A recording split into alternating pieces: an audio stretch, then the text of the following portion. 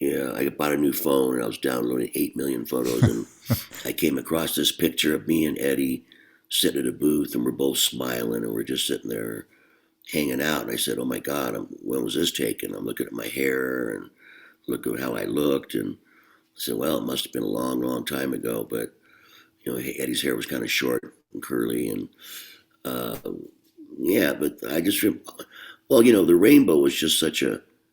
It's gone. I mean, Yeah, it's yeah. there, but I said that whole with the whole Hollywood scene is gone, in my opinion.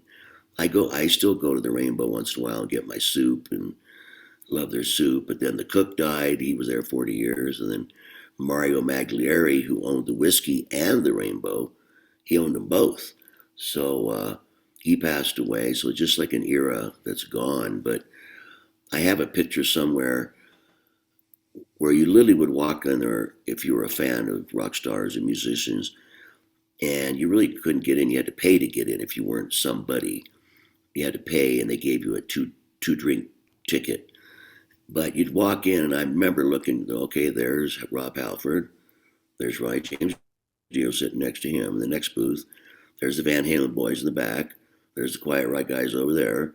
There's Priest. I mean, it was just all ass to elbow rock stars, because when you play the Forum or anywhere, everybody would bolt, for the Rainbow, because they used to be open later, even like till 3 in the morning. But now, so those days are gone. I mean, but yeah, was it exciting? Hell yeah! And then, like, there's been all these documentaries now, about the Rainbow, movies about it, Yeah, yeah. that people don't realize. Before the rock scene, it was John Belushi and Dan Aykroyd and Chevy Chase and all these comedians from Saturday Night Live, and they and Alice Cooper, and they were all hanging out there. And they finally put a piece of plexiglass upstairs, uh, uh, because they all signed their name on this post. There was one private booth. It's kind of strange. It was kind of hidden. It was real dark. And he had to step down a few steps and was surrounded by walls upstairs. And that was their hang. And I can't remember what they called themselves. It's something Hollywood Vampires, I think. And they signed all their names. And over the years, people started putting their names and adding. And so they finally put a piece of plexiglass over that to protect it. So there was that scene, the '70s, where all the TV stars were going there and movie stars, and I remember seeing Jack Nicholson in there, and like God, old movie chicks that were movie stars and It's stuff. incredible. And it was really, I would say, yes, it was exciting. What people don't talk about a lot is the main club that we played at, and Van Halen and Quiet Riot and everybody and their mother, Y&T, Judas Priest, was a place called the Starwood. And that was like 4 blocks down from the Whiskey on Santa Monica Boulevard.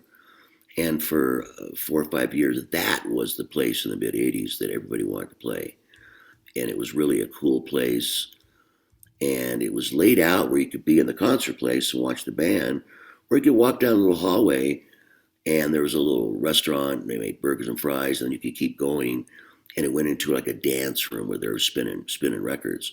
So you could get away from the madness and just listen to music. But the upstairs of that place, again, was upstairs. You couldn't get up there unless you knew somebody, and until I played there so many times, they finally knew who I was. But, I'd go up there and there'd be Kiss sitting there, and Alice Cooper and Gene Simmons and Paul Stanley, and they're all up, they're on the Didn't hunt. Motley Crue play their first ever gig there? Yeah, Motley Crue played their first gig there, I think, before they, the club got shut down. Because there was a lot of weird stuff going on at that club. The owners were involved with that infamous murder with John Holmes, the porn star, and a Yeah, bunch of yeah, people got yeah. killed up in Coldwater Canyon over drugs, and those owners were involved in that. So, and there was a lot of drugs. I know exactly who had them, and they've now passed away. So I guess I could say I was a. I always seen that Kevin DuBrow always had Quaaludes on him. which was a pill that was popular in the 80s. Now that they don't Yeah, exist yeah. anymore. And, like this, the whole thing was you gave a girl a Quaalude and it makes you uninhibited and made your chances of scoring a lot easier. So he had always had that stuff. And I remember, they only had one bathroom up there, and I was always trying to get in there, and it just seemed like every time I wanted to go in there, David was in there, locked himself in the bathroom, getting a quickie. I'm like, David, come on, man, go. Come on, go get a room, man. It's legend. The 80s was that time of unbelievable decadence. But I mean, I've seen you quoted before as saying that you were never really into the drug scene, the cocaine thing, but you were more of a Thank champagne and God. wine man. Yeah, that's what it was. I would drink a rum and coke or something like that, or have some kind of a vodka grapefruit once in a while. But I just never got into the heavy drinking, and the coke thing. I didn't get it. I just didn't get it. Because first of all, it's bad for your throat, and I just didn't get it. I'm hyper. I was hyper enough already. I didn't need to be any more hyper.